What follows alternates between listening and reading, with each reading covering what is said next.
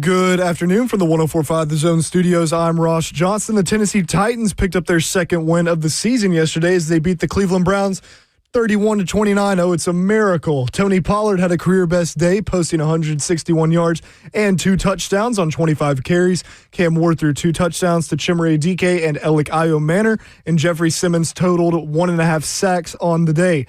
The college football playoff bracket has been released. Indiana, Ohio State, Georgia, and Texas Tech all received first-round byes. The other matchups are as follows. Number 5, Oregon, hosting number 12, James Madison. Number 6, Ole Miss, hosting number 11, Tulane. Number 7, Texas A&M, hosting number 10, Miami. And number 8, Oklahoma, hosting number 9, Alabama.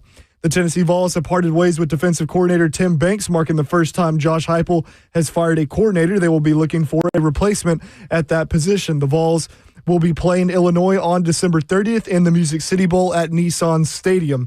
Lastly, Tennessee basketball suffered a tough loss on Saturday night in Nashville to Illinois, 75-62, moving the Vols to 7-3 on the year. Jacoby Gillespie led the way with 15 points for Tennessee. For all your foundation repair, waterproofing needs, visit USSTN.com. Breaking news at once on your home for the Titans and Vols. This is 104.5 The Zone.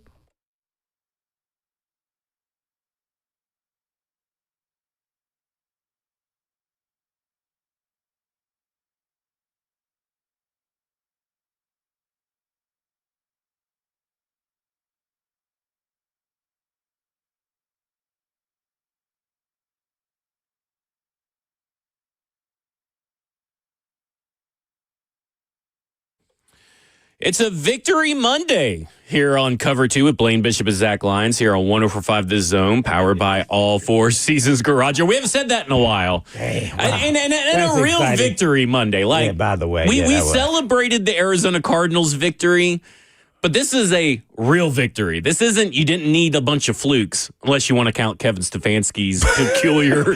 I wonder if people still want to hire him if he gets fired. Let me tell you something. Ooh. That was some peculiar decision making. I don't know if maybe the call came down that he needed to tank or not win. I don't know. Like, I mean, he needed to tank. When It looked like the reverse. It looked like the reverse was there though. Judkins just didn't pitch it. Well, yeah, but I mean, I don't think he should have gone for the first 2-point conversion. I completely agree with that. He had all those timeouts, 4 minutes and 26 seconds. That's a fireable offense. I think that's crazy. They could have just kicked the extra point and win in overtime at home. Yeah. He shouldn't have never the first time. And hey, listen, here you go. I think I was wrong about Kevin Stefanski. I don't think I want him as Titans head coach. Man, I'm like, what? I could not believe it. Do you believe he's calling the call? Because he said he's making all the calls. Or I thought Tommy Reese was the play caller. That's what I thought going into the game. And did you see what was said before the game? They said that the Cleveland Browns, no matter what happens, wants to keep Tommy Reese on staff. Yeah. Remember they did that with Freddie Kitchens and made him why you don't do that? I don't know. That's why you don't give up play calling. Because I thought that Tommy Reese gave up play or he has play calling now. Duties, right. And he owned it. I guess maybe he didn't want to. But at the end of the day, he approved whatever the call was. Right. There's no doubt about that. And it was funny. Shador said that, they had practiced those plays and it worked. And they had a counter to that play. But, man, I couldn't have run that. How are you not going to have your quarterback? Especially even the second one. Okay, you ran the first one. Yeah. All right, now the quarterback is hot and you're going to, not have him on the field is really Was Judkins expecting a handoff or a toss? I think he was supposed to do it and he just missed it. I think he spaced it. Yeah. Yeah. I think he thought, I'm gonna take it myself.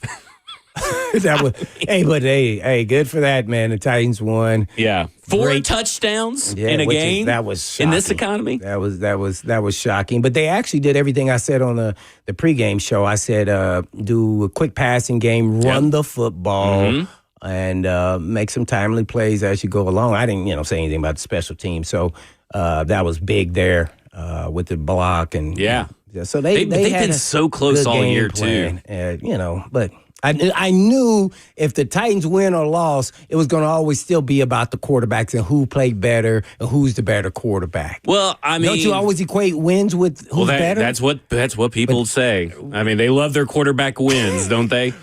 I look at it this way. I went back. I know this was inspired by Dr. Dyson last night.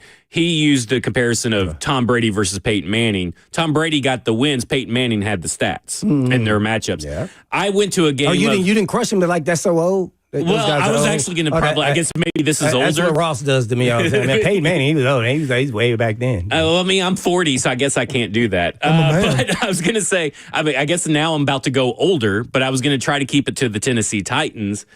There was a time that you guys, the Tennessee Titans won it back in 2002. A bunch of field goals, and Steve McNair passed to Mike Green, a Keith Bullock fumble recovery. But like, if you looked at the box score, 82 yards passing for Steve McNair with a touchdown, and then Peyton Manning 327 yards through the air, 2 touchdowns. Like, you wouldn't expected that stat line to say that, hey, Tennessee Titans won that game. And to me, this is because they played complementary football. It's a team game. Regardless of how Cam Ward's performance was on the field, and there is some stuff to nitpick at. And listen, he's going up against a really good defense too. But I have to say that in all 3 phases, there's really hard to nitpick at. And other than really, I can't believe this is the same offensive coaching staff that we have seen for the last 6 games, because they came out with a game plan that we haven't seen. I love it. I mean, it was the best incredible. Ever. It was dynamite, man. How do more teams not do that? Like, that's also the question. I know not everybody has the players to do some of this stuff, but it's kind of crazy. I mean, they slid protection towards the left. They always knew where Myles Garrett was at. They made sure to try to put Peter Skoronski and Myles Garrett as many times as possible. And even when he wasn't, heck, I think Dan Moore played a pretty good game against Myles Garrett. I think J.C. Latham, and the few times he saw Myles Garrett one-on-one, they did a good time. They chipped him. They did all kinds of stuff. Yeah. I mean, incredible. Your prediction was close, Blaine. You almost had it right. Cam had just gotten the I got that wrong, right? No, you had Myles Garrett 0 sacks. Yeah, you did have 0 sacks. Yeah, he got one. It was an earned one. It was a long. That's probably more a coverage sack.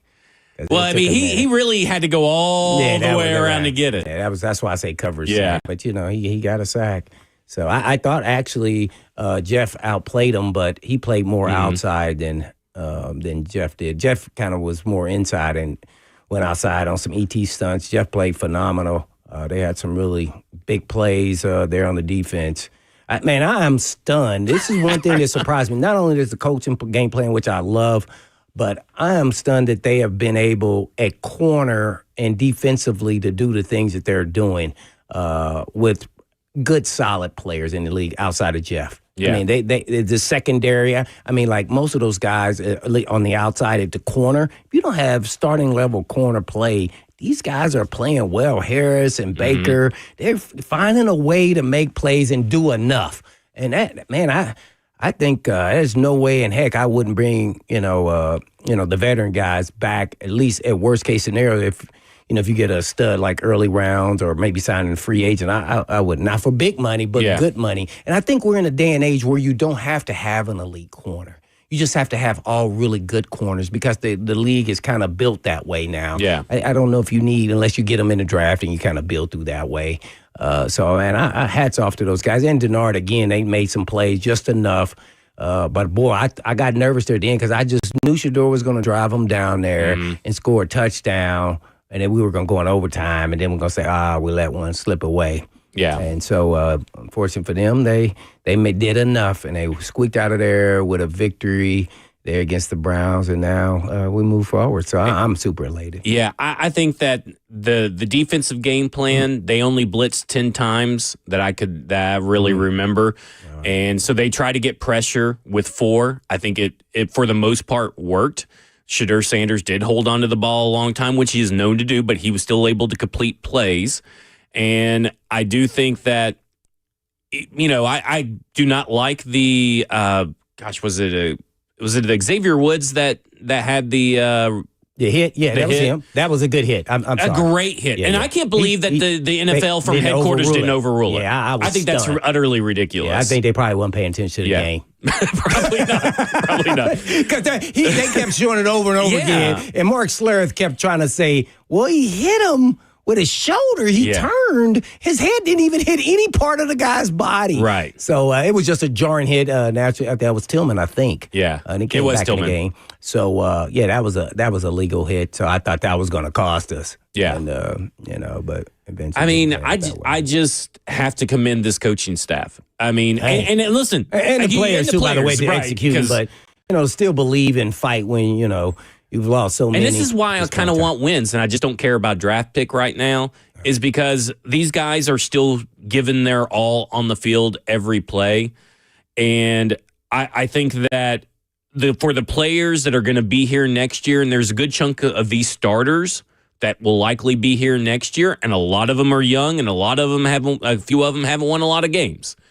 That I think they need some wins and stack some wins and get some proof of proof of concept heading into next year. And I'm just not too concerned with the draft pick. I haven't been for a little bit now. I mean, I like the idea of having the first overall pick, and I like the idea of being able to trade back, but also just draft good players no matter where you land. Again, see? I like the idea, but I really don't care about you. I really don't. But I'm not because we're in such a society where everything's black and white. You have to have the number one overall pick, as all you saw yesterday. All these media members saying, I can't believe they won a game and they're not going to be able to get the first overall pick. And I'm like, guys, it's all right if they don't get the first overall pick. You know what you should do with the pick that you got? Draft a good player.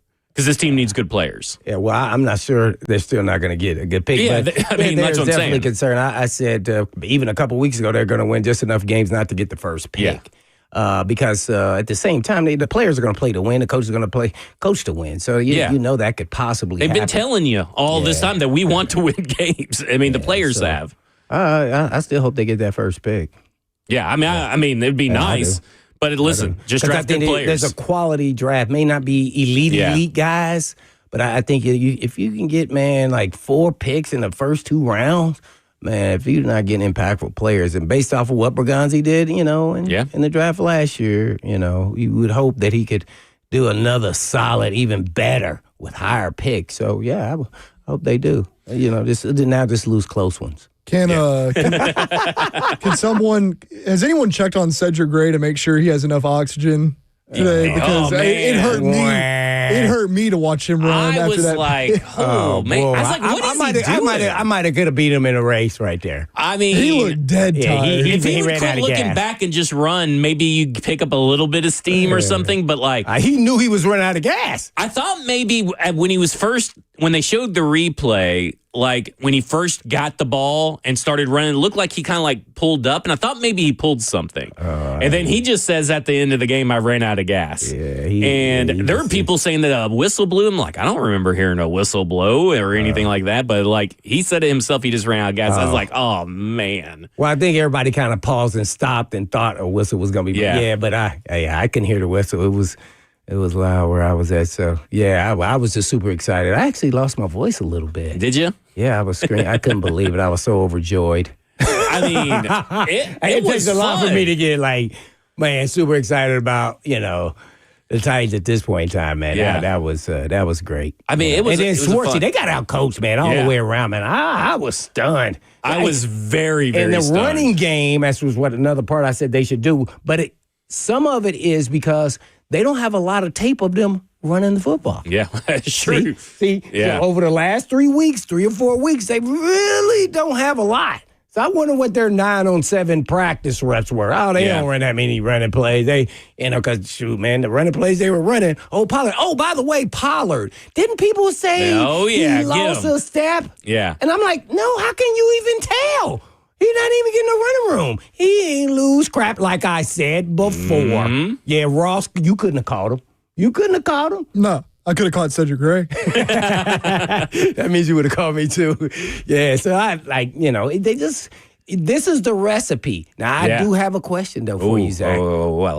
They showed the platform and the recipe. Now, let's heighten it and get it all better, at all levels from running, throwing, and everything else. But do you think Cam Ward was happy about the way that they won the game? I don't think so. And why is that? I think it's because he's a competitor and he knows that he didn't play well. And I think he wants to be it's hard.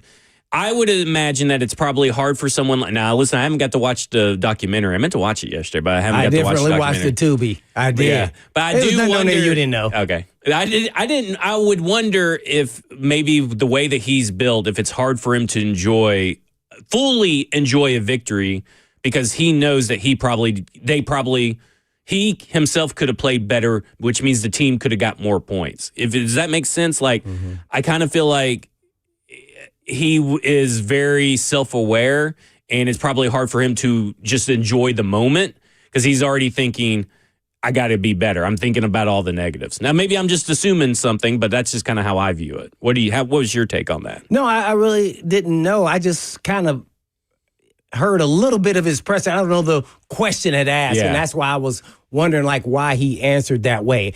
So I don't think it's a big deal that's worth a lot of follow up. No. I think it's just that's how Cam Ward's wired. Yeah. I actually would say the elite players are pretty much all wired that way. It was just funny, and I think I'm gonna go back to this. You guys can correct me if you think I'm wrong on this, but most of this generation of players now voice their opinions via social media.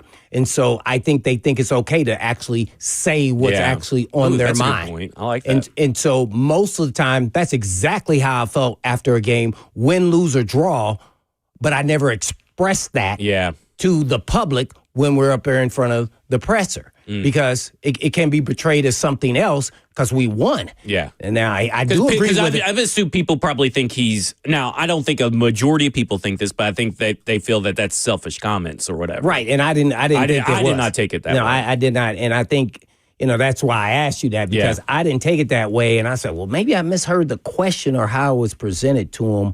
Naturally, he probably felt like there were some throws that he should have gotten. But I think sometimes the first thing that came to my mind is not just the plays that he missed that were open. Was it because he didn't get to throw a deep ball that was successful, that wow play? It's like, when I was talking about, you like A-Rod or do you like Jeter? Right? Right. Mm-hmm. Yeah, you asked that a couple days ago. So that, it's just that. And so he didn't hit some home runs to make it look like he was part of the win. But see, what you have to do is you appreciate there's different styles to win. And that's why this is a team game. Yep. And I think he understands that. He just felt like I could have played better. But we won. And, I get you need to celebrate. There was time I didn't celebrate a win. I'm just like, man, dang. I don't know. We probably should have won that game. Yeah. That's how you really feeling like, we stole that game. Yeah. And we didn't win the game. We stole the game. And so naturally, he's in front of the mic every week, almost every other day. So it's a lot more. You get to know him a little bit better. So I don't hold him. My first instinct was after the game was like, okay, complimentary football, team game. Yes. You got the win.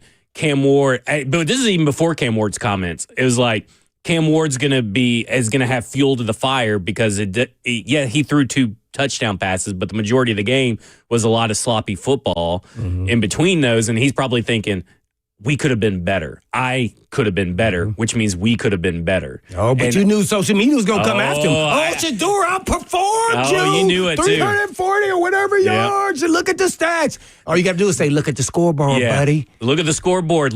Also, Cam Ward doesn't get the benefit of playing the Tennessee Titans defense. I know we just talked about the Tennessee Titans defense, but he's playing, again, the number 2 or number 3 ranked pass defense this past week. And doing it. What was crazy? I figured this out last night. All of his touchdown passes are to rookies except for one to David Martin Robinson and one to Van Jefferson. The rest of them are all to rookies, which is really the majority of the team is playing right now is rookies. Right. But that still, again, speaks to the situation. You can look at that Jerry Jeudy play where he puts a move on Darrell Baker Jr. and gets like 80 yards. Like, that's the difference between having a veteran wide receiver and having rookie wide receivers. And Judy's not even, like that, but he's a vet. So. He's a vet. Yeah. He played the sideline.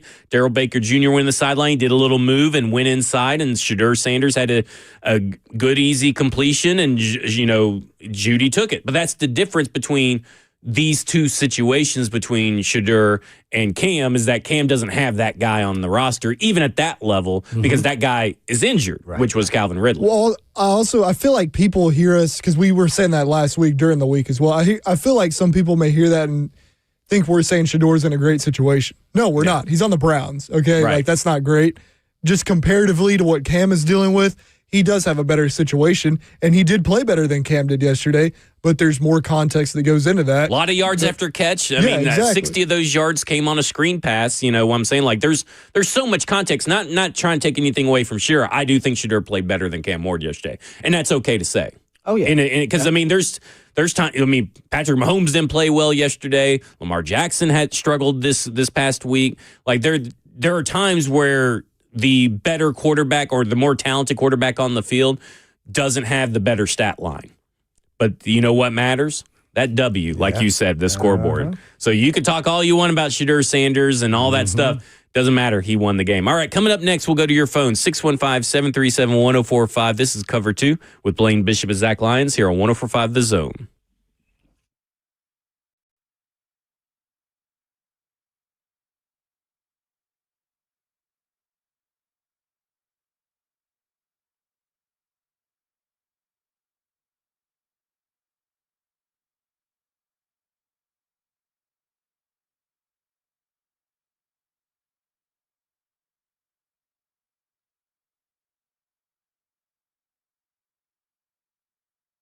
I'll be home for Christmas.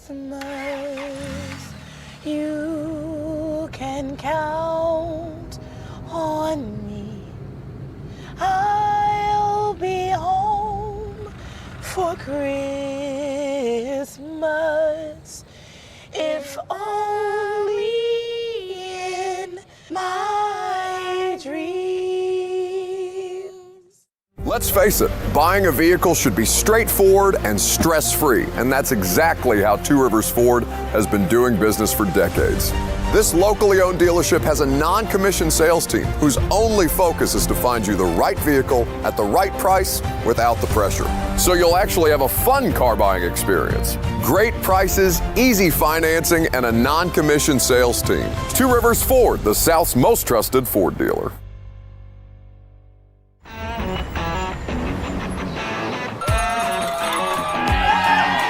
Smashville hockey. Around here, it can sound like a language of its own. But hey, if you can pronounce Demumbrian, then names like Yossi, Shea, and Marchessault will roll right off the tongue. Nashville Predators, only in Smashville.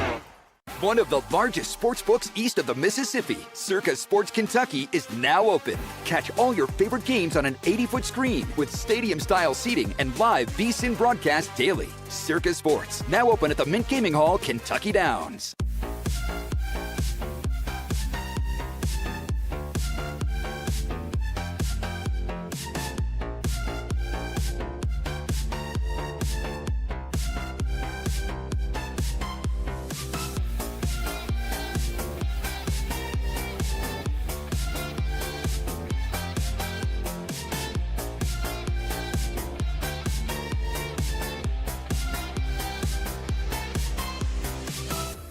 My dad and I used to golf together all the time, but when he hurt his back, it was over.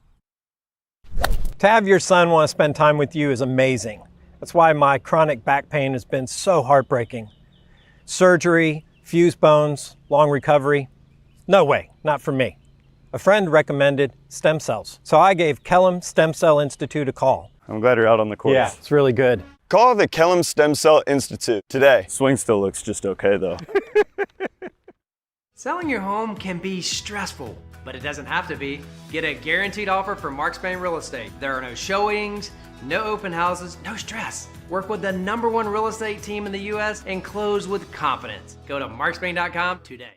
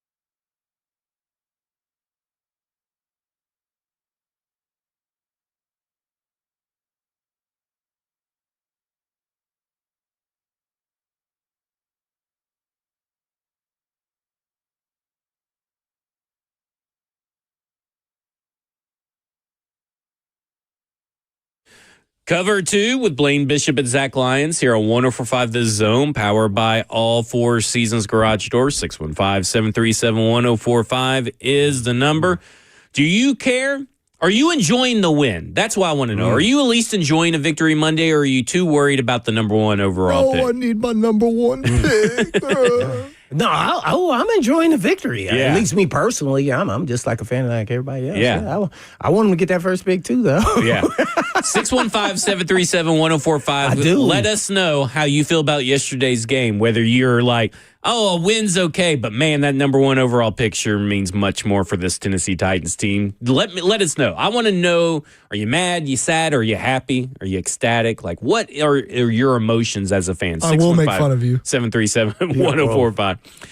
Ross already said he's going to hang up on people that said Shedeur played better than Cam yesterday. You did? Oh, I said, like, if someone calls me on the phone and they're like, well, Shedeur was just way better, we should have taken Shedeur, I'm going to hang up on him.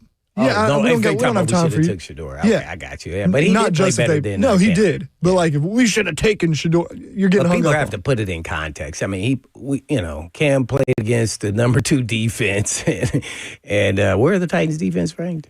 So I'm not going to Not say number it's 2. easy, but they're definitely in the 20s. Yeah. So it is what that it is. But at the end of the day, the goal is to win the game, and he did enough to help them win the game. Yeah. He was part of it. So Hey, great team two passing touchdowns. That was the first time of that, right? Yeah. Yeah, it's a very right, it's a- so he listen, had a not only milestone. that, so it's the first time they've had 2 passing touchdowns this year, and this is the first time he's only been sacked 1 time. Everything else has been multiple times in a game. So, like, we have to say. So if I would have got that bet right, y'all would have took me out to dinner or something, man. I mean, you I'm were talking about the pretty. expensive And steakhouse. listen, to be honest, Y'all was that laughing at sack me. was fine. But, I mean, He it went took, way around the he did. Rosie now. That was a And cover sack, I'm telling you. Yeah. The way that they blocked that for that sack left, he had to go all the way around to get him. Hey, somebody wasn't open. Because really, if he hadn't gone all the way around, I will say this, J.C. Latham's Alex Wright would have probably got the Coming sack. around the mountain when she comes. So, that was his only pressure. Miles Garrett's only pressure What the was the entire stat? game. Yeah, I thought somebody put out the stat. I know you know it. His pressure rate or something Okay, was so lowest of his pass rush win rate was 4%. Ooh. So he only won. That means you beat your guy in less than 2.5 seconds. 4% of his pass rush snaps. Mm-hmm. That's the second lowest of his career. I'm surprised that's not the lowest of his career, but that is the second lowest of his career. I don't know what the first lowest was, but that's crazy.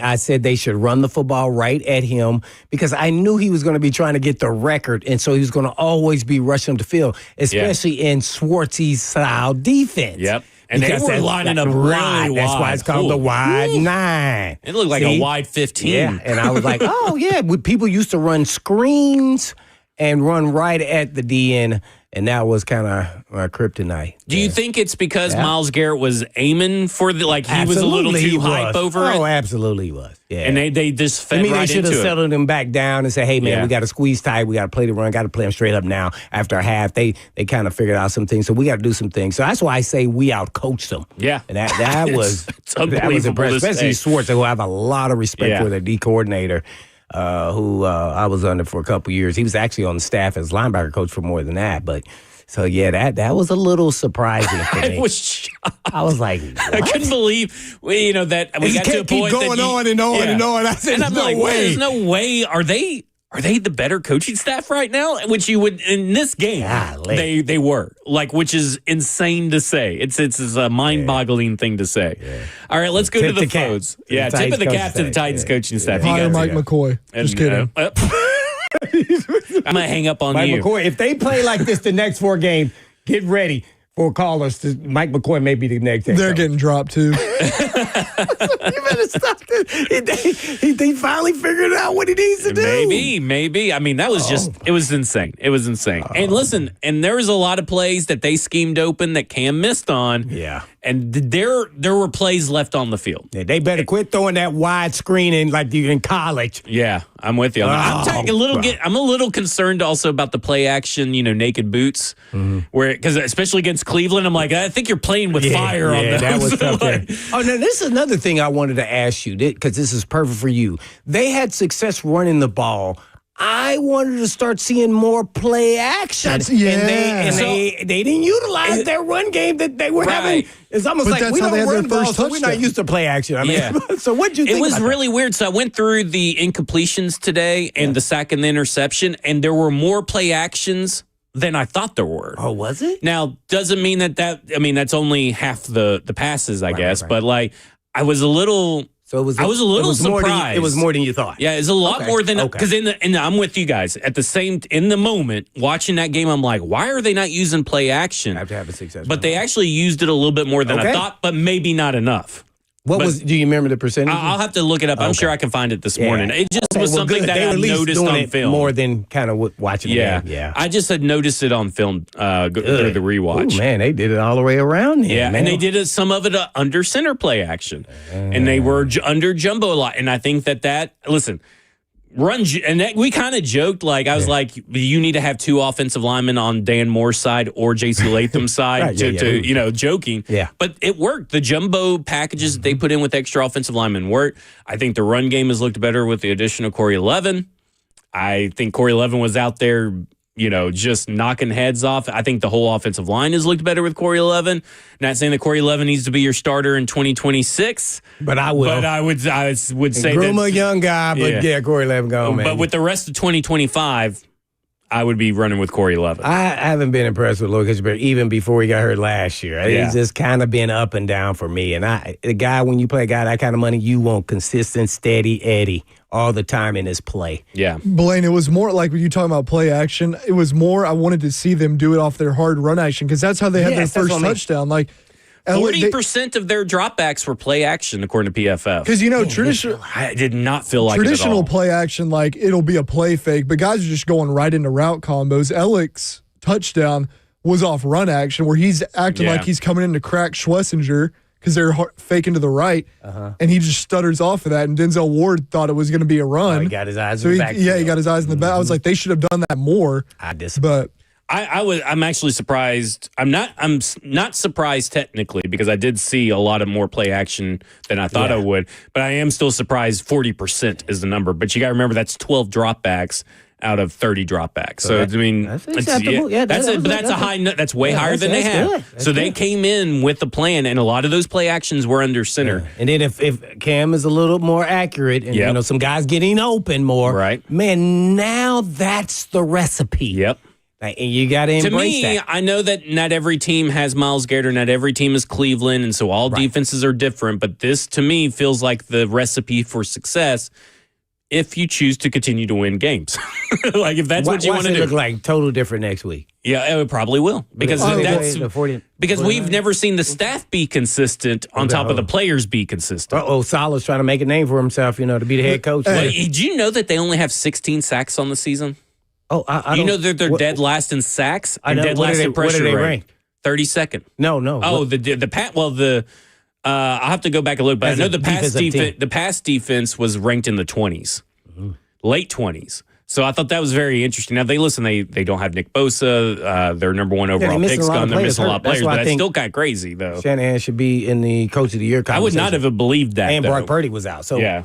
No, I wouldn't believe that either, man. Oh. Yeah, dead last in both those, which is kind of crazy. That means they're going to play great against us. Yeah. Well, when they put this game out at the start of the year, when the schedule got released, I was like, that ain't good. Going across the country to play in that atmosphere, have fun.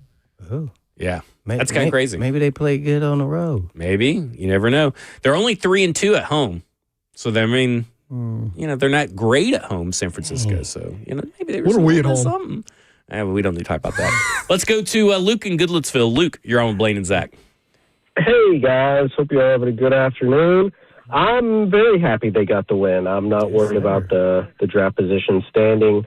Although I don't know why the Raiders are ahead of them if they won head-to-head. Like, wouldn't that come in front of strength of schedule? No, strength of schedule is the first tiebreaker, unfortunately. Is it? Okay. Well, I will say I still have some concerns.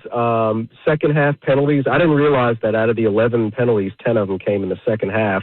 But also, concerned that they got very conservative at the end on offense with those possessions. Three straight runs twice in a row to go 3 and out. I mean, I understand wanting to kill the clock, but if they know you're going to run, and I know they've been running effectively, but like they just got to get that first down. So I would have liked to see a little bit of creativity. They got lucky that the Browns went for it that first touchdown, even though they were down 14. It was kind of weird. They blew the chance to tie the game and go to overtime. But the penalties, whether it's false start, illegal motion, whatever, or illegal shift. But that one drive kind of summarized the season. It was 3rd and 3, completion to James Prochet, but they had called a timeout. Cam was visibly upset. So 3rd and 8, or 3rd and 3, and then false start, J.C. Latham, and then a beautiful pass to Van Jefferson, dropped, and then they punt.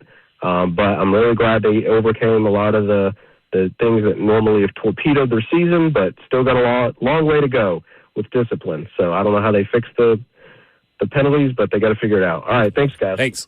Yeah, the penalties are a massive issue. And they weren't, for a while there, they were actually doing pretty good in penalties. And these last few weeks, man, they've skyrocketed. Yeah, that was a. Hey, I'm gonna say this about the throw to Van Jefferson. That was beautiful. Beautiful. I can't believe Van didn't come down with best throw yet. Now, I even slow-mo my TV. I went back and kept. Why I said I could not believe Van Jefferson. What had happened was Van Jefferson's elbow got hit right before the guy, before he reached his hands up, and then it kind of got him out. Now, it hit both fingers, and so it kind of messed up the timing, but I still think he should have caught it. I do. I was like, it was like I don't think he got to full extension with his arm, which was going to. He had just started, and it messed up the timing. It was going to require a full extension. Because he was on target where it was, and that was probably the best dropping in the bucket Cam Ward has thrown all freaking season. That was a beautiful pass. Oh my gosh, that was some of the best. And that maybe changes, I know it's just one play, but when you don't pass a lot in a game, one play can change kind of your outlook on a game. Yeah, that one play may have changed your outlook on what Cam Ward looked like, because that could have been a touchdown. That guy was pretty close, but that could have been a touchdown. Yeah, dang it. Oh, man. I wanted him to get that. I thought, and I think it was to Van Jefferson, but there was a 6-yard pass where Van Jefferson caught it in the flat and got 6 yards or maybe just a little bit up there. And Cam Ward was like on the other hash mark almost and made that throw to the flat across his body. Yeah. I thought that was his best throw because I thought that was a really difficult throw to make. But I love that throw to Van Jefferson. I would what agree. You're talking about. I would agree with that, though. That showed his arm strength there on that. That one you're talking about. And it also just kind of shows that, they're playmaker, a playmaker away from being at least a competent NFL offense every week. And I may add a playmaker in the backfield too to that equation. But I think there was a lot of times that Chig was open and he didn't go through his full read. And I don't know Chig started off the game like had one of his favorite targets, so I was happy about that. That one-hander he caught like that was Ross-esque right there with the one-hand Chig catch. I like that.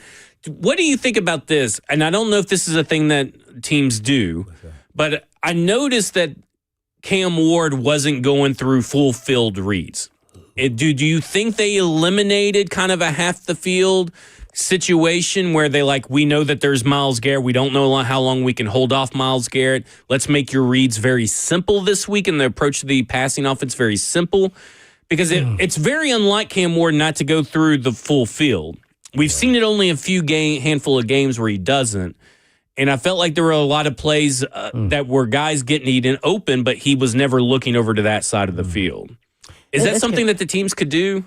Well, you don't know if it was taught to them or going into this game, they felt like, okay, if you know what they're doing, then, we want you to get rid of the ball quick. Right. That's what I'm thinking. And he's one of the fastest times to get rid of the ball this week. What was his, his number? 2.55 on all throws. Yeah, so I thought it was okay, this game. If you know what the pre-snap read and, eliminate one guy, boom, boom, and then let it go. That's what I was thinking. And so I think it was more game plan. That's why I said when they game plan for him to get rid of the ball quick, he has no choice because the routes are kind of set up that way. Yeah. And then I thought they were going to come back the second half and then kind of change it a little bit and let him kind of hold on to the ball. And I think he was still wanting to look downtown. It never happened for him. I came away from watching the film thinking they must have taken they must have that was part of the game plan, not to sit back there, wait for a fulfilled read, to have, here's where we're going with the ball. If that's not open, you got to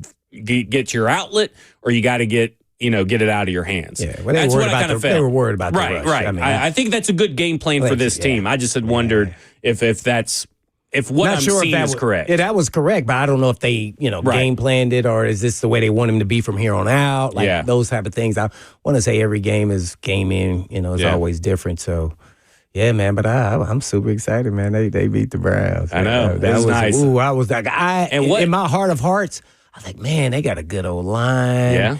They got a good running game. They got some receivers that can beat you. Our corners are just okay. You just forgot one thing there, Blaine. The Browns will always be the Browns. Well, typically, it feels like lately the Titans will always be the Titans. I know. I was saying the overall history of the organization. I was just hoping, that they had a good game. They did. They executed too, man. Can they do it again? Whatever the game plan, and execute. Like, that's the issue. I feel like, sometimes these guys just drift off and like, oh, man, I need to check my phone, my social media account. I'm not worried about what happened there.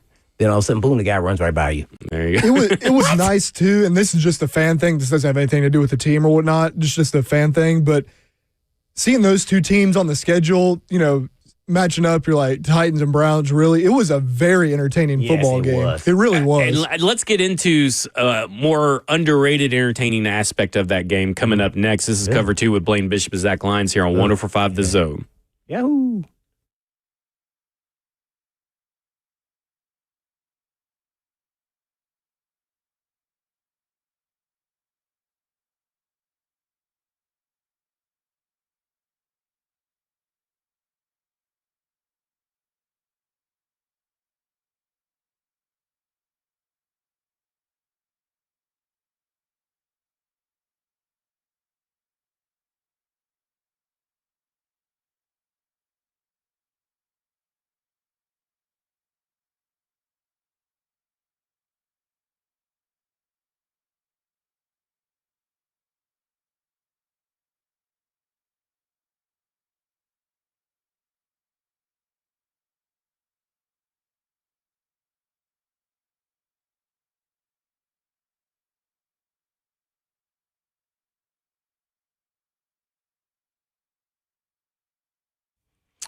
Naturally, the holiday season is upon us, and we need to enjoy the holiday parties, but don't gain the holiday weight. So naturally, the approach to weight loss at Edge Peptide and hormone therapy is a little bit different. We make sure all of our patients have extensive lab work and face-to-face conversations in office with our nurse practitioner to create a customized treatment plan tailored to your specific needs. They use only U.S.-based FDA-audited compounding pharmacies because knowing where your peptides come from always matters. You get to enjoy access to their in-body scanner to track weight loss and make sure you're maintaining that big muscle mass that you have put on. And Edge always uses the lowest effective dosage to make sure that you are resetting your metabolic flexibility, not starving yourself, of course. That's what that means. And you get to lower your A1C, keeping your cravings in check, prioritizing protein, and having someone guide your journey from start to finish. So call the team at Edge Peptide for all of your wellness questions at 615, of course, 724-1878. That's 724-1878 or edgepeptide.com.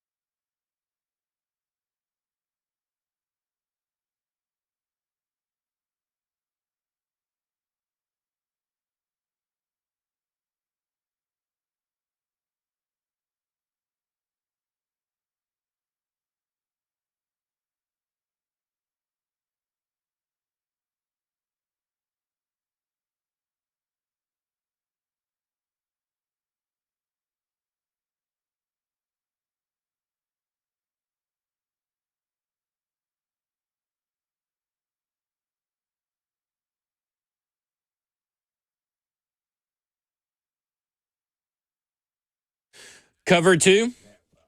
Blaine Bishop and Zach Lyons here on 104.5 The Zone. All right. Who did?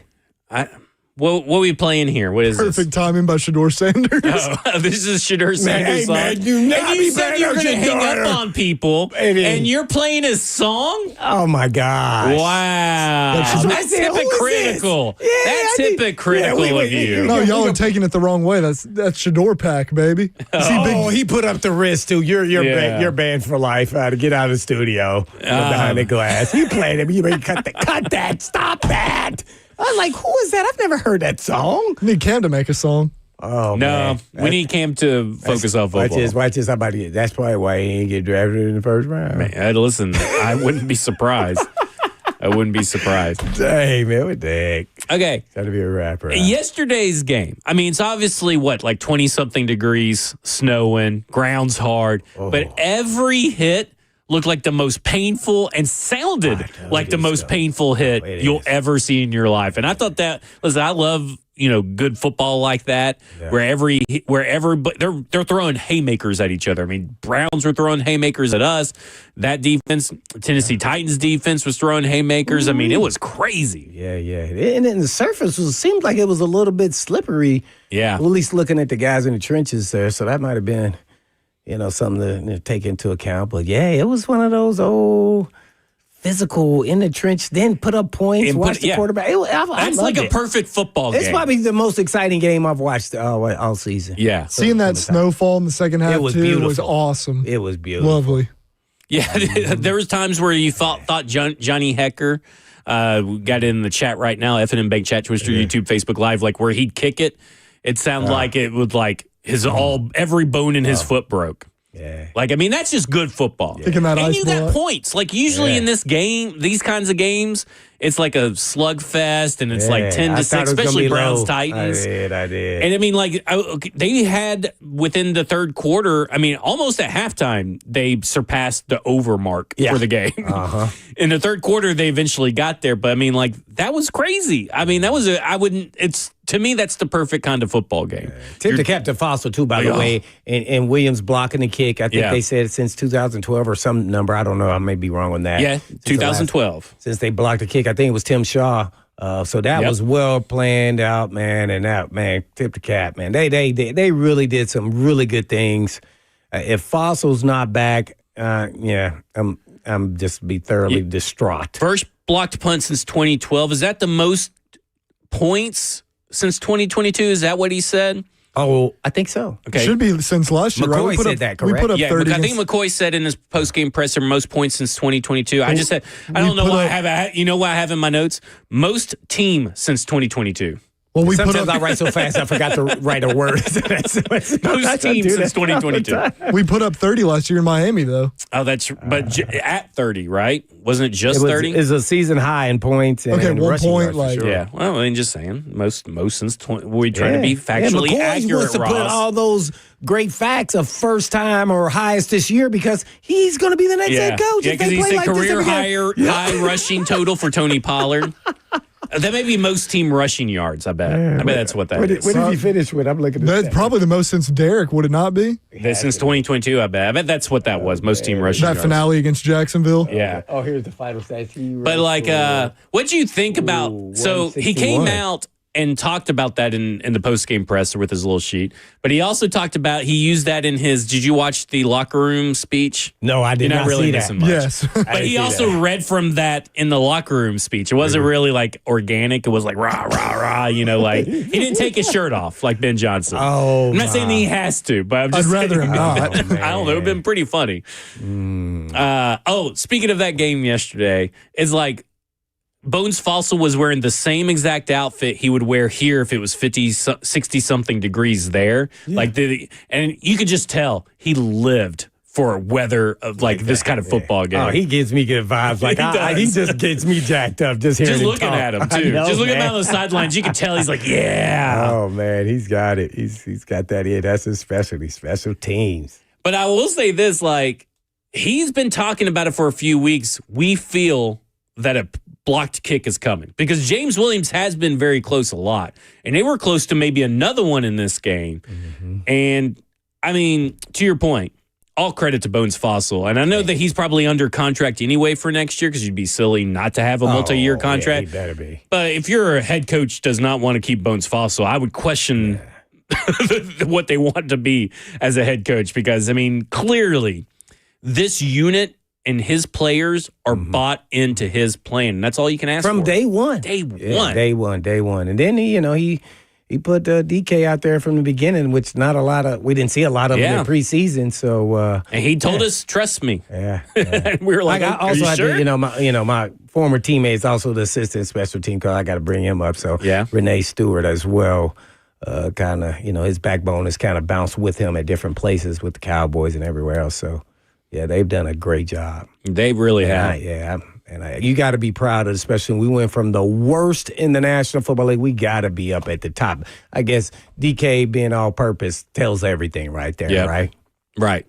I mean, just phenomenal. I mean, just a phenomenal coaching job by him all year, but phenomenal coaching jobs by everybody yesterday. Yes. A+ all the way around, no complaints. I understand people may want to be complaining about how conservative they were, but you also got to understand it's what was working, right? How many times have we complained throughout this season that he was sticking with stuff that wasn't working and he left stuff that was working. And this was working. Put it together. And listen, I get it. It's not sexy. It's not fun. It was maybe a little too conservative in the fourth quarter towards the end.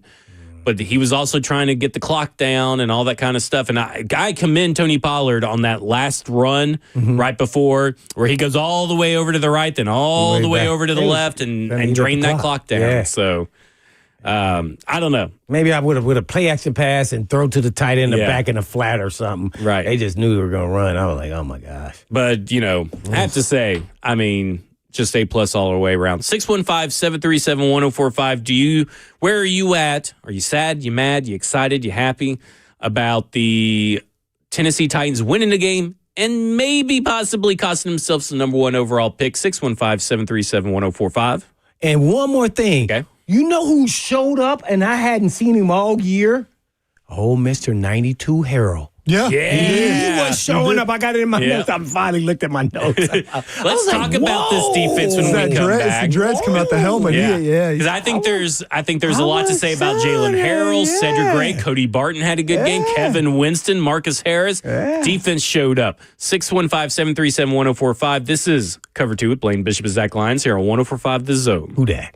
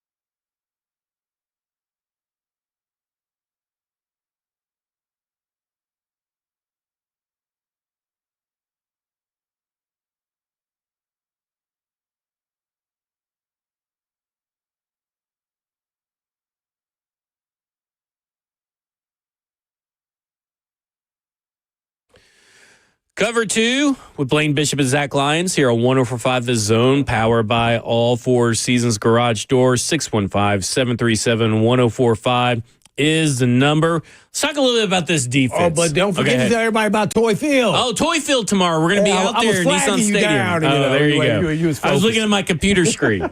Toy Field tomorrow. All day, 6 a.m. to 6 p.m., Nissan Stadium. Can't miss us. Make sure you're down there. And there's apparently, and I guess there's a Salvation Army / Toy Field, whatchamacallit, bingo card. Ooh. Apparently, 104.5 The Zone bingo card where you can bring in your bingo card, play a little game where you can see how many different gifts you can spot on the bingo card at the Toy Field. So there you go. Fun, but bring toys out. It's awesome. Come say hi to all of us. We're at a different location than normally, right? Yes, so we're going to be at the location at the gates facing the that recycle plant in Korean Veterans Bridge. So we're at that. Was that K? Is it K? K. I think it's K. Yeah. Don't look at me. Well, I mean, you can look it up. But I think it's on that side. It's on that side facing the airport. The B&A side. It's K or G. No. Yeah. It looks like y'all are going to be out there in the warmest time of the day. We're supposed to know this, Zach, and we don't know. I usually have it written for me, and I don't have it written in front of me right now. It was just on the screen. It keeps being on the screen every time we come on air, and true. I keep looking at it. So that's what made me flag you. But come out tomorrow. Bring some gifts. Toys are inexpensive. Go out to Target. Even go to Dollar General and buy some toys and bring some gifts out. Anything is going to help these kids. No doubt. I'm going to go pick up mine after work. Going to go make sure I get some toys in the car for everybody. Good stuff. Yeah, thanks for getting it for us, too. No problem. Yeah, you going to put your name on it? Is this from the show? Yeah, it's from the show, man. I like it. All right, let's talk about this defense. Because you mentioned Jalen Harrell. Harrell, who had 4 pressures yesterday. Dog. He popped. Like, you saw him off. And he's done this in spurts. But never almost full game, it feels like. But he's done it in spurts. He played 36 snaps. That's almost half the snaps. Okay. And I thought he did a pretty good job. Again, that's good depth. Good young depth for your team. Showing up in big moments. James Williams, he only played 1 defensive snap, but hey, special teams, biggest play, one of the biggest plays of the game. Yeah. This is why Femi not playing is so big. Yes. Because you expect a guy like him going that high with that kind of talent, he would be way far ahead of where Harold's at this point in time. And I know when he went down with injury, he was having his best game. So you would think that building in the reps and all that kind of stuff, he'd be playing. And we still don't know when he's going to be back. They hope he's going to be back before the end of the year. But if he's not back before the end of the year, that sucks for him. No, that's a wasted year. Yeah. I mean, it is what it is. But we didn't get to develop, get to play in games. It's tough to, now we got to kind of watch him, and he's still going to be developing. You're right. Yeah, I mean, that's the sucky part there for him and for the team. Yeah. But your boy, now, I'm not a big PFF grades guy. Oh, my boy. But your boy, really the show's boy, Kevin Winston Jr. I said he that's my guy. Hey, yeah, he represents Twitter. He has the highest defensive grade. If you're into PFF grades for whatever reason, the highest defensive grade of the team and the highest pass rush grade of the team with 3 pressures yesterday. They sent him on a few blitzes. He's a dog. What a great game by him yesterday. That breakup over the middle, he attacked that football. I told you, he's got the ability. He's just putting it together. But it's his mindset really on, understanding ball and let alone continue to grow and learn and understand. 50 snaps in the slot. This guy, he's got I dreamed I had that kind of talent. Yeah, he's that. Jeffrey Simmons. I can't wait. I wish I want to just like touch him and like let me like coach him up a little. Just man, you'd be like, hey man, this guy's the best safety in the NFL, man. This guy. Hey, listen, you got some free time here and there. You can take him out to the fields. I got the off season, man. I'm definitely have a convo. Put him through a sand workout this off season. Got to get that sand workout for the part of greatness. It's already there, Yeah. Jeffrey Simmons, we talked a little bit about it earlier, but I think one of his best, if not his best game, at least top 3 best games of his career, definitely the best game of this year. And that's a lot of good games this year. And for Jeff that may Simmons. not even be about stats, though, Yeah. too. It's just that when you watch the game, Impact. he impacted the game more than Myles Garrett. I was going to say it was close for me with that game and the Denver game because that first game of the year he was on fire. Is that the one he got off the ball? No, that was. Well, That was he- the Houston game. He had I a think. strip. He had a strip sack in that Denver game against. But like yesterday, he was just But wreaking he was havoc. all, he was all impacted, over. even though he didn't have probably the numbers you would want, maybe calls fumbles and stuff like that. But I thought he was more impactful in the game than Myles Garrett, and I never thought I would have said that Yeah. in this game. I mean, he had Shador backing way up in that pocket. They a were lot going of the back and time. forth too, Banner man. I know. Yeah. They were giving the wrist to each other. He is now, with his 1.5 sacks yesterday, he's now 2 sacks away from his career best sack season.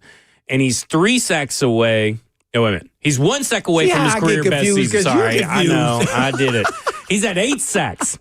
His career high is 8.5. So he so only he's needs almost 1 sack to beat it. beat his career high. Well, he would've His goal got- was and he 10. only needs 2 sacks to get to double digits. Hashtag double digits. He would have gotten that already if he didn't get hurt. That's right. He missed a couple of games. So That's right. You're right. I mean, there is nobody playing the defensive tackle position better than Jeffrey Simmons right now. I think he's the best one in the league right now. That's not been the case every year. But right now, got a I great mean, if he's argument. not all pro, he's getting robbed. Because got a huge he's the argument. only guy on this team that any team has to game plan for, and it doesn't matter if you double team him, triple team him, he's finding a way to impact the game. Because even a triple team, which he did get triple teamed by the Jaguars last week, impacts the game, right? It impacts the game in some other way where you have other rushers or defensive linemen that can get free to make a play on the ball. Is there any other D tackle that has 8.5 sacks right now? Oh, I don't think so. I mean, I'll double check that, but I don't think so. I mean, I understand that defense, if you were to look at the statistics, I understand why you would think this defense stinks. Because statistically, you can gain a lot of yards, you can gain a lot of points. Not that guy talking this I'm way. just saying. I'm just saying. What are you just saying? Well, I'll check Byron Murphy. Hey, don't- Byron Murphy may be tied with Well, him. don't you think it's flipped from last year? Because I feel like last year, because of our special teams being so bad, the stats made our defense look a lot better than it really was. This That's year, true. I think the stats make them look worse than they've actually played a lot of this season. But I think when you take into account the talent that's on the field, I don't know how you don't think Denard Wilson has been doing a good job. I'm not saying that people. There are people out there that think that, because I know this room does not think that right now. No. And we've been pretty hard on Denard Wilson, but you look at what he is doing right now. I mean, They play aggressive. They play hard. They don't give up. And and it's been consistent all season. Pretty much, it may have been a game or two here. Yeah. We feel like defense. They kind of let us down, but it was never because of they weren't playing hard. It could have been a scheme issue, or they just didn't play up to snuff. So man, I can't believe how he they're does doing lead this. defensive Consistent. tackles and sacks, by Sacks, the way, yeah, by he had 1 to be. sack. Yeah, because most D tackles aren't getting close to the 10 sack. Byron number. Murphy up in Seattle, who was from Texas. He was the guy that was drafted. Was it Texas or Clemson? There's Texas. No, it was Texas, Texas. yeah. It was Texas, yeah. He's got 7. So he's number 2. Yeah, that's why when everybody really kind of talks about the D tackle has more impact, I go, well, if they're closer to the quarterback, then why don't they have 10 sacks? Yep. See, so you're making my argument for me. There's not that many D tackles that are getting 10 sacks. Now, they may have pressures, but most pass rushers are getting there. And I know that's kind of a negotiating tool for the D tackles. You're closer, and that's why they're getting paid, and I'm all for that. But then why don't they have more sacks than most ends? Because a lot of sacks are team sacks. Right. at But the one end of the player day. will get them. Yeah. That's right. Hey, listen, again, not a big deal on pass rush PFF grades, But you got to quantify that, right? but 90.7 for Jeff Simmons. Number 1 out of all defensive Well, tackles. and like you can watch him this season and Jeff see has that. been you know? driving it all year, man. Come on. I mean, it's really insane. I told you in training camp, he was going to have his best year. It's the quickest I've ever seen him. And it's And every his power week. doesn't leave because he got grown man strength now. And I will say this, typically when he comes back from injury, he doesn't He did look the as Reggie White impactful hump. anymore. I know. And typically when he comes back from injury, he's not as impactful, and that has not been the case. The injury has not slowed him down one bit. Dang, man. He's Highest pass rush win rate among all defensive tackles as well with 19.6. Unbelievable year. If he, like I said, if he doesn't get all pro, he's getting snubbed. Yeah. Totally snubbed. I think too, and this might just be the biased fan of me, but there's been some plays this season, especially early on, where he had a sack right in his arms and he's getting held by somebody. And they're just not calling it. Like that Colts game, I think there's been multiple. Oh, speaking of the Colts, they're doomed. They are doomed. Do you want to talk about the Colts when we come back a little bit? Yeah, we're going to talk some CFP, and man. we'll talk some college football playoffs, too. Let's talk about the Colts and college football playoffs when we come back. This is Cover 2 with Blaine Bishop and Zach Lyons here on 104.5 The Zone. I was going to start the show out that way.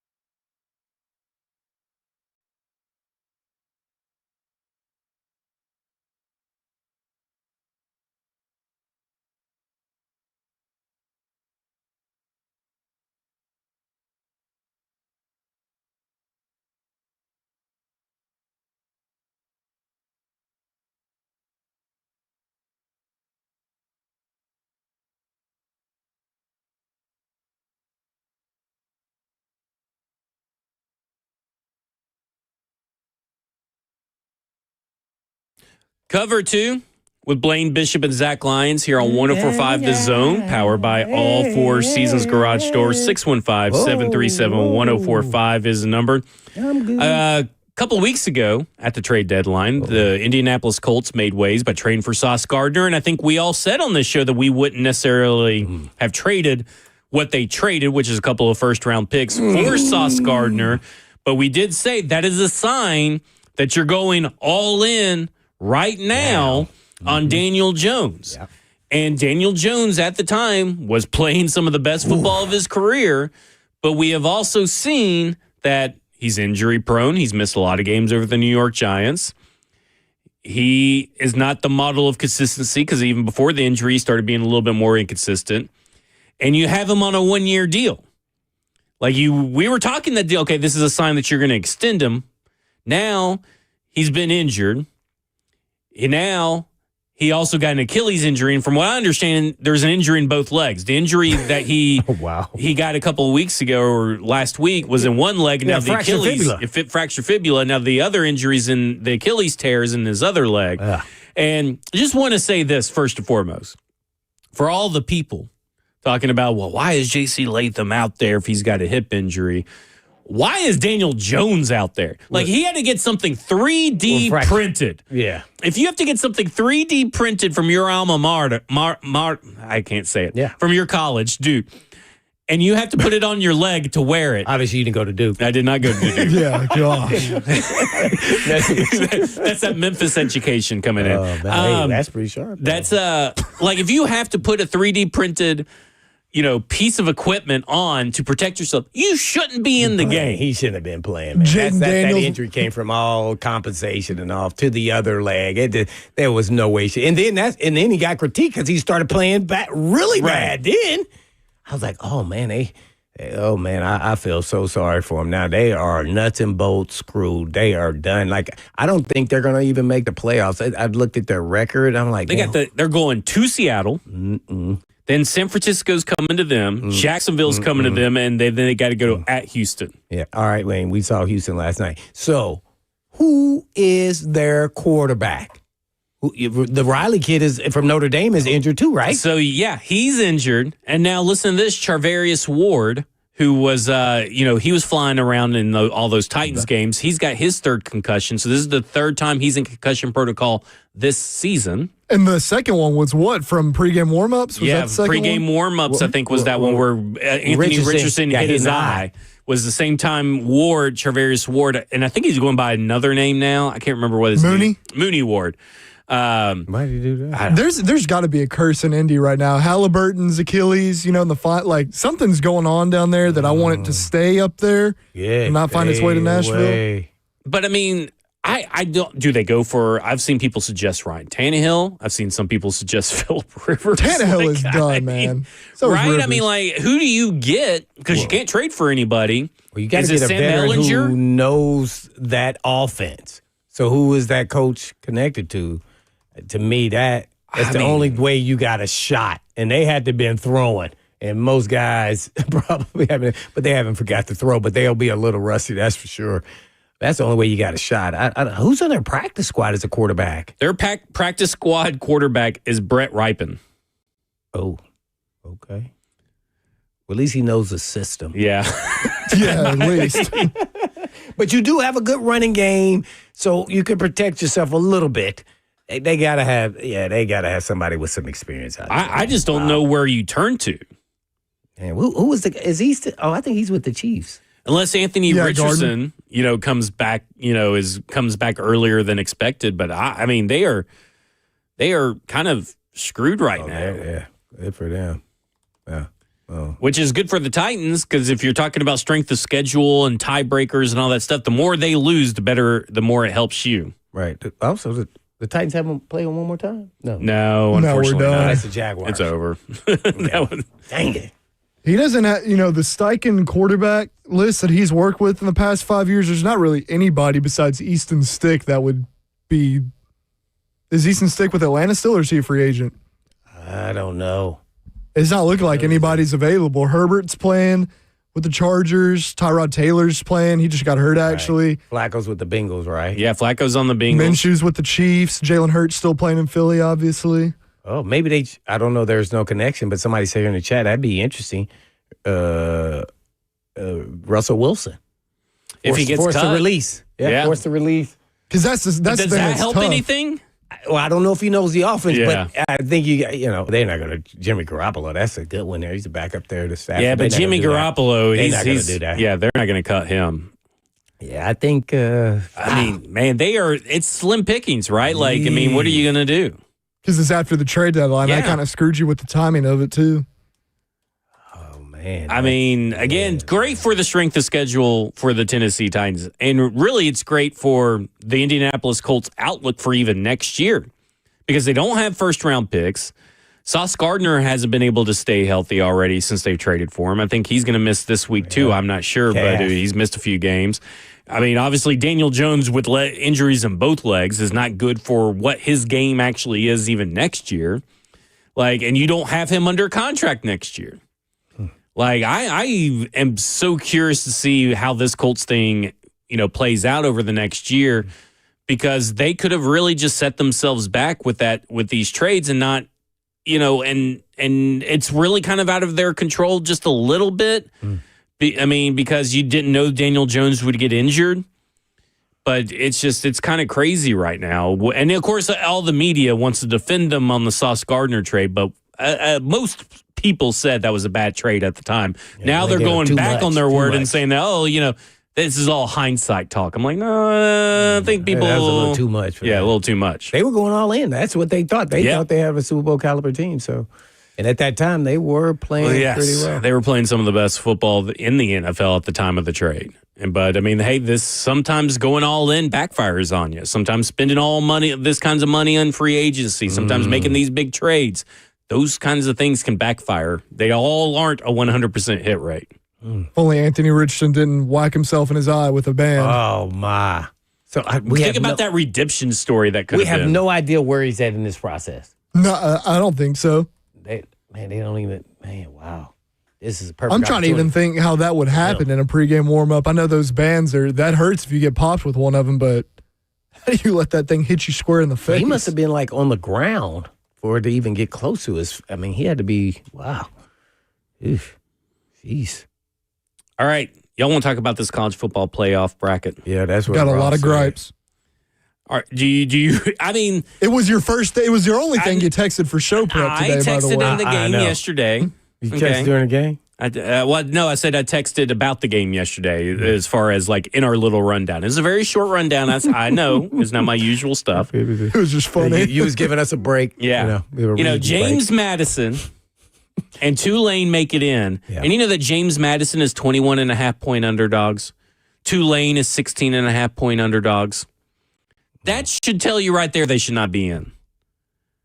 Like I know it's Desmond Ridder. I don't really think Alabama should be. They in. got smacked.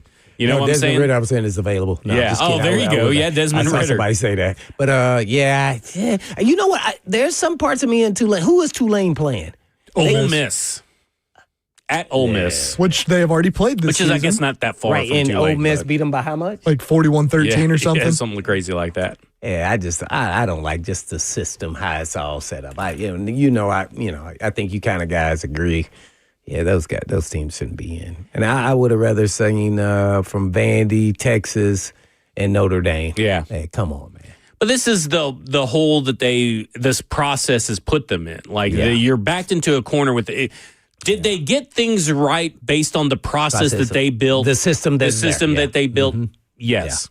Yeah. Does that mean the system is correct? No. The system is flawed. The system needs to be fixed. It needs to be the 12 best teams, and I think you can clearly see on the field every week who the 12 best teams are because Vandy is one of those teams. Mm-hmm. Texas turned into one of those teams, and Notre Dame has been one of those teams. And you know me, based on how the system was, I thought Notre Dame should be left out. Mm-hmm. But they still are one of the best 12 teams, and they are better than Tulane, and they are better than James Madison. Now, I don't like saying that because I feel like I'm crapping on these two teams that have had good seasons. Mm-hmm. But we have to understand a 16.5 and 21.5 point favorites is not competition. Yeah.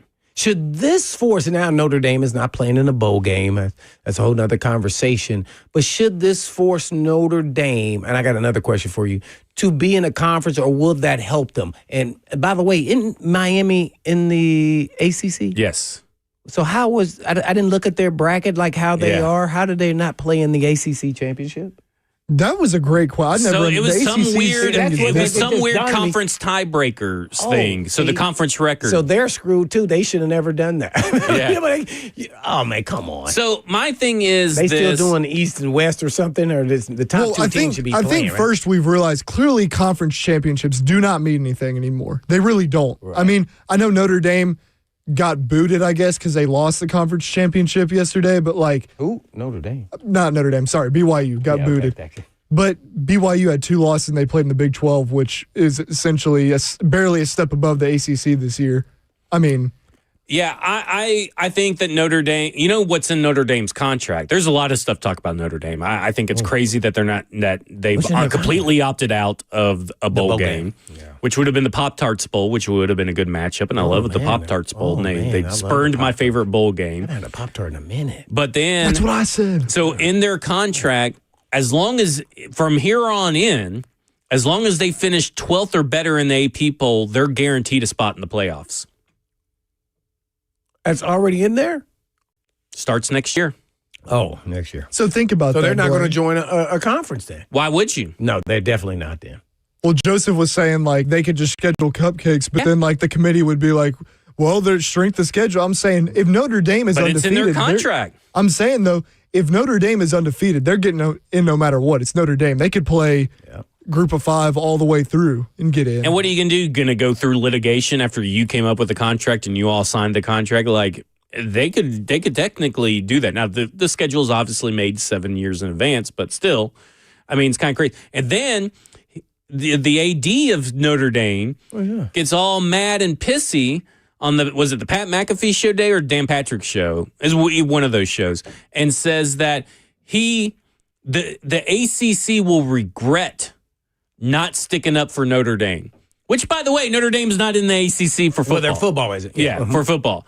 So, like, why would they come out and defend you and try to get you in there into the playoffs and fight on your behalf when they got to worry about their own teams trying to make it in? Like, I'm sure they were trying to worry about Miami making it in over Notre Dame. Like, so he's all pissed off about that. A lot of hurt feelings in the Notre Dame community. Obviously. What did Freeman say? Freeman, I mean, I don't know if it's Freeman's About not going to the decision, bowl. but Yeah. he's not going to the bowl game and all that kind of stuff. I like it was Marcus his Freeman. decision. I would be very surprised if it was his decision. I would be too. But I mean, everybody's got a boss, right? So, like, you know what I'm saying? Y'all see what Clark Lee said though? Oh, he said the total Go opposite. ahead, read it. I don't have like the exact quote, but he said like we didn't do enough. We should have gotten one of those wins at either Texas or Alabama. We didn't do enough. We've got to do more. Which And we love football. yeah. We'll play whenever. Well, here's what Steve Sarkisian said. He goes, this is Steve Sarkisian on the effect of Notre Dame opting out of its bowl game can have on college football. I don't know about the ripple effect for everybody. We all have goals and aspirations of winning conference championships and winning national championships. At least we do. But I also think there's an experience factor in all of this. There's a growth in all of this. There's development in all of this. There's camaraderie. There's so much that goes into this that sometimes a bowl game is about celebrating a season and finishing a season the right way. That's A little hokey, maybe. That's Sark. Sark. Yeah, a little hokey for maybe someone's taste, but I think he's right. Yeah, no doubt. I think again, I don't know whose decision it was with the Notre Dame stuff, opting out. But I think you're doing your athletes a disservice for letting them not being able to compete and end the season with a bowl game victory. If the bowl games, they should have had Notre Dame play Vandy. I like that. I think it would have been awesome. That would have been big.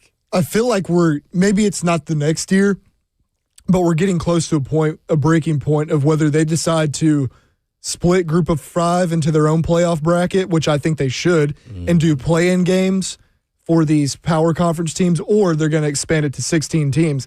And I think 16 teams is coming regardless. See, and I don't like that because you just get all into the about that habit money. of continuing to expand, Well, they will. It's because it's all about money. and no one's ever going to be happy about it. Well, not until they get to March Madness levels. 64 teams. Dear God, the first round spreads would be like 50 points. Yeah. I mean, but essentially, This is all true. it's all about the money, and that's why I'm a little surprised that Notre Dame didn't get in, stunned. because I feel like Alabama only got in because they got the A on there, and they're with the SEC. I was stunned. I thought Notre Dame, because Alabama, even though it was a championship, they lost 3 games. Yeah, and one of those is to Florida State. And that goes to the point of these games clearly don't matter. Bama got smoked and didn't move an inch in the playoffs. I mean, you kept saying it. If they get smoked, they're going to get out. I thought for sure. I said, I don't know about that. I thought for sure because of how it looked in the game, and then they just listen. I don't think Alabama laid down and quit. This wasn't the Florida State game. Oh, no. But everything that they were doing offensively was a struggle. It was, and they could, and it's been not to I this felt extent. bad for Simpson, man. Yeah. He was getting harassed like no other. He was. There's a lot of robots running around out there, man, that were built up like something else. Man. I told you. I mean, that Georgia team has been playing some exceptional football, and this Alabama team has struggled over the last month as a team. And now they ran into a buzzsaw with Georgia. Should they get penalized for that? I don't know. If you look over the last month, I don't think they were one of the 12 best teams over the last month. I know that they went through a gauntlet and they came out clean through that. But over the last month, I don't feel like they were one of the 12 best teams.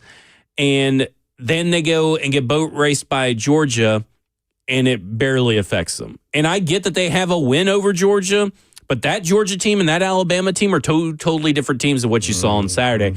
And let's not forget I was about to say Tennessee Titans. The Alabama Crimson Tide did not score in the second half of that game all game in that first meeting.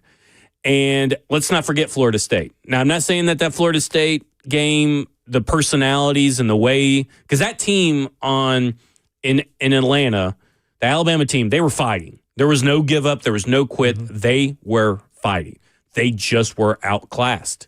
And I think I don't know, there's a couple of people that think that because it's a rematch, that Oklahoma is going to lose to Alabama. Vegas has it really close. It's a pick 'em, a toss-up right now. I will, and maybe this is just a battered fan syndrome for me currently this year, but I don't see how Oklahoma doesn't, because of that defense. Right. Unless Jam Miller comes back or a run game is established or something. I mean, like. Well, you said it without saying it. Notre Dame, in your eyes, is better than Alabama at this point. Right now, I would put them ahead. I think Notre Dame's better than Miami too, but I'm glad they put Miami in over them. Just because they beat them head to head. Yes, and they had to make sure head to head matters. Yeah. I thought Alabama got by one on this one. I really thought, because they did move Vandy up to 13 They did. before the playoff brackets were announced. Like, come on, do the right thing. Vandy's one of the 12 best teams. Yep. Put them in. Do it. Do it. You had the shot to do it, and you didn't do it. Yeah, I just didn't know they was going with your leprechauns. They put them out as that's a bold statement. Yeah, that was there, boy. And that's. But they had to make it right, because they've been saying head-to-head matters. And because of how the ACC, I mean, all that stuff went down, because head-to-head matters, they had to leave Notre Dame out. Because you have to put in all these other conference championships in. I cannot believe it. That means the A on the brand, as you're mentioning, is bigger than Notre Dame? I mean, I just can't. SEC versus independent. I mean, you would have to go SEC, right? I would think, but man, Notre Dame, man, they got a lot of clout, man. That one there was a stunner. I was stunned. I thought it was unbelievable. I thought something was wrong with my TV. Really, I was like, Notre Dame's not up there. I will say Vandy versus Iowa is going to be a fun game. I'm very interested to see. I think Vandy's going to win. I know so much about Iowa right now. Who do they have? I don't even know who this is. Just Iowa just loves to, have a good defense and a good offensive line. Muck it up and make it. I think Vandy, though, is going to win. But I'm just interested to see how it rolls. Dang, they should have just made Vandy play Notre Dame. Then Notre Dame wouldn't have chickened out. Oh, we're not going to play in the bowl. We're pissed. Oh, we were playing Vandy. Oh, okay, let's go. Let's show them we should have been in the game. Yep. In the playoffs. Oh, man. Dang. All right, 615-737. Tennessee's going to the Mississippi Bowl. Yep. Have fun, against Illinois. And Illinois is a pretty fun team. That'll be a good little fun game to watch. Illinois, Where does Vandy go? I'll let you pronounce the bowl. ReliaQuest. Where's that at? Where's that even at, though? I don't know where it's at. Florida. Sounds like it'd be like in Des Moines, Iowa or something. Yeah. The ReliaQuest Bowl Providence, Rhode is Island. in Tampa, Florida. Tampa, Florida. Okay, that's a good city to go to. There you go. You're welcome. That's half the battle in the bowl season. Yep. City. All right. What do you guys think about the college football playoffs? We want to hear from you. 615-737-1045. We'll go to Steve when we come back. And we also got to talk about Josh Heupel firing a coach for the first time in his career. All right. We'll talk about that when we come back. This is Cover 2 with Blaine Bishop and Zach Lyons here on 104.5 The Zone. Banks is banked.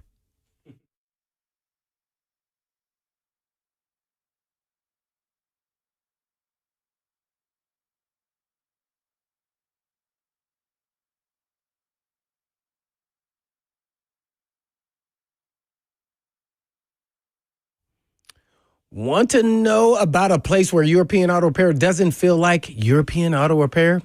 Well, it's Blaine Bishop to tell you that the moment you walk into Eurofix, you'll notice Eurofix is not your typical greasy garage. Waiting rooms are pristine, they're clean, comfortable, and inviting. Service areas are spotless. Why?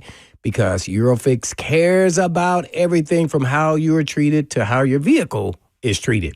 And every repair comes with a rock-solid 3-year, 36,000-mile nationwide warranty on all repairs from Eurofix that they perform and at below dealer pricing. So you don't have to put up with their dealer prices escalating, getting ghosted when you're waiting on a callback, about your service. And Eurofix also fixes everything European. Plus, a rental-car is available with every appointment. Locations in Nashville, Franklin, Belmead, Murfreesboro, and Mount Juliet, and more to come.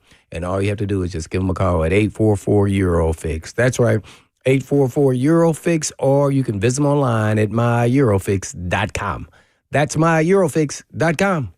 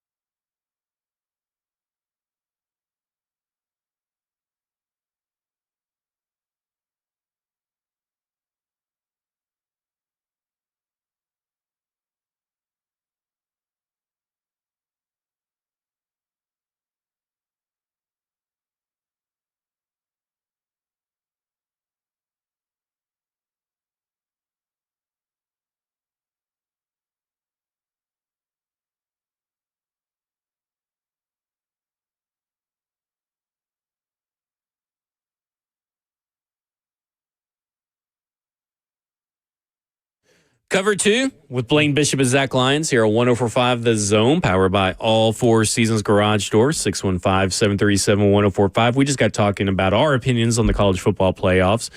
The system is flawed, but the system got it right, if that makes sense. Bad system. It needs to reward the 12 best teams, not certain teams that win certain championships and all that kind of stuff. But a team that didn't make the playoffs is what we're about to talk about with Mr. Banks. University of Tennessee. Should we take the phone calls first? They on college football, sure. Okay, let's do that real quick. Let's go to Steve. Steve, you're on with Blaine and Zach. Hey, what's going on? Thanks for taking my call, guys. No problem. Zach, we still got that bet going on. I mean, the Titans did win. I owe you something. I can't believe it. I guess a squirrel can find a nut any time.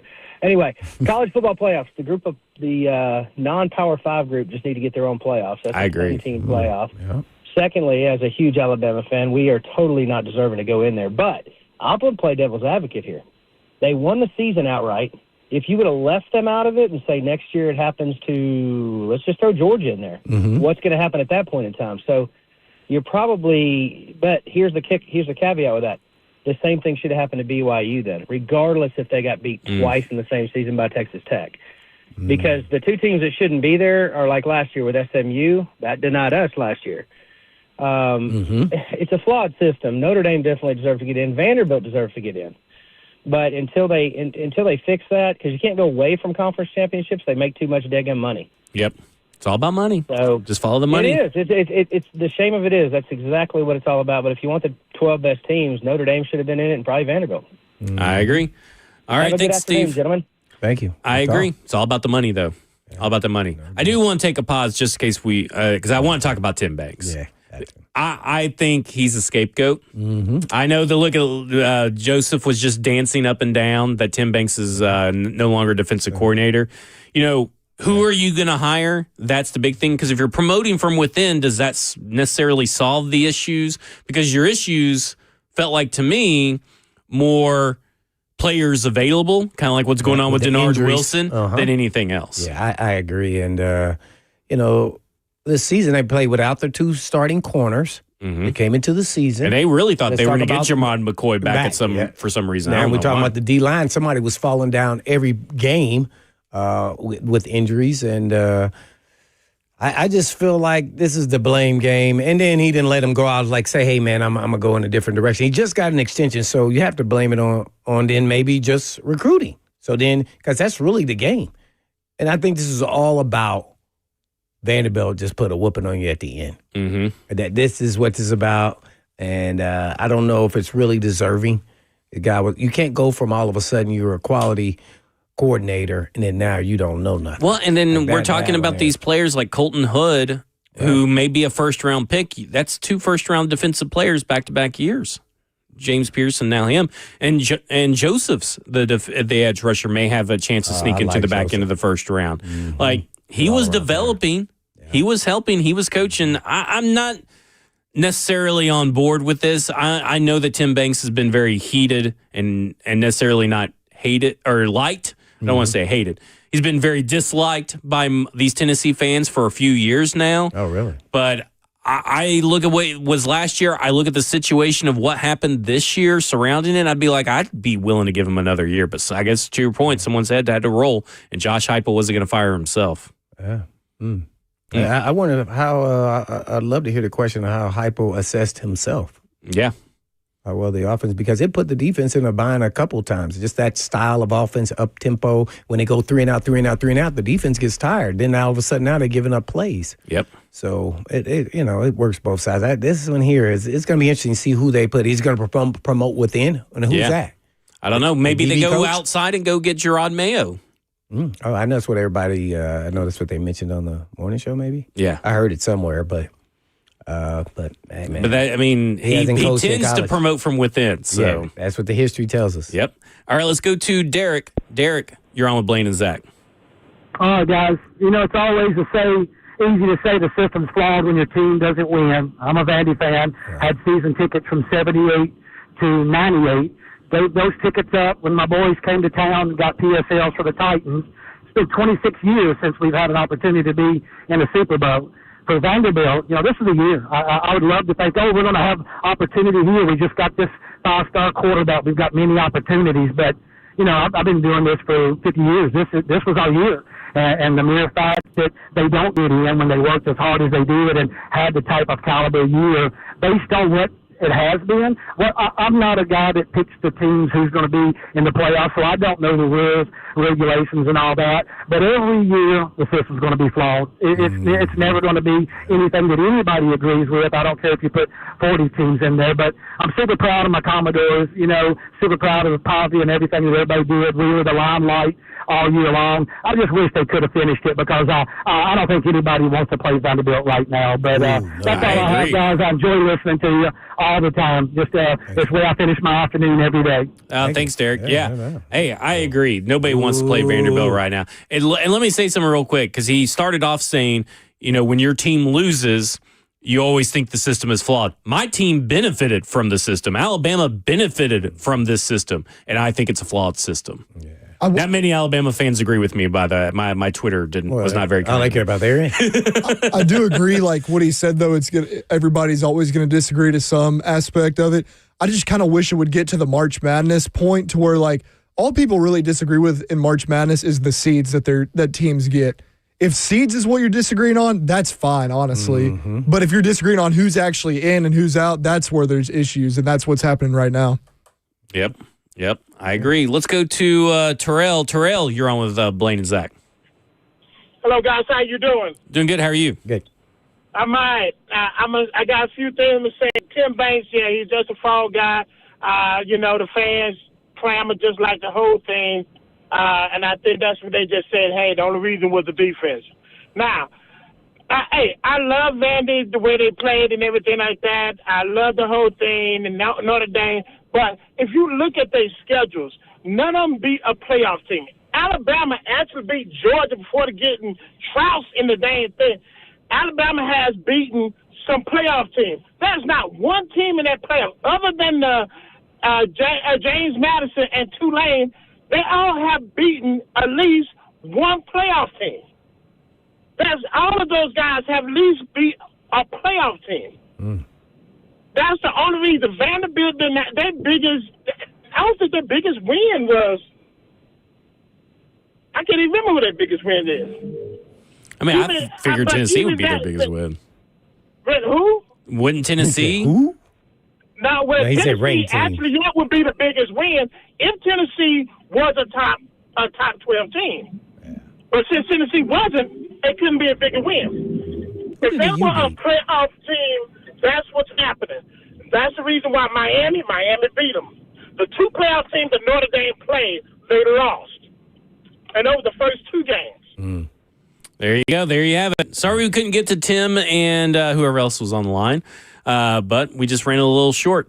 We got 3HL coming up next. We'll talk more about the college football playoffs, maybe a little Heisman talk tomorrow. Where will you be again tomorrow? We will be at the Toy Field in Nissan Stadium. Did you figure out which section of the stadium? We're at the section of the stadium facing the Korean Vets Bridge and all that kind of stuff, the walking bridge and all that. People know where that is. The one facing the airport direction. So there you go. All right. That's where we're going to be at. We'll be out there. You'll see a big tent. Come donate some toys and everything like that. Me and Blaine will be out there. You'll be at the studio. Yeah, just look for Blaine's big-ass coat if you're out there. Oh, man. May not need it tomorrow. I feel like we'll be in a heated area. Hey, man. All right, that will do it for us. No distractions for getting toasted. Yeah. This is Cover 2 with Blaine Bishop and Zach Lyons here on 104.5 The Zone. And in the meantime. And in between time. Peace.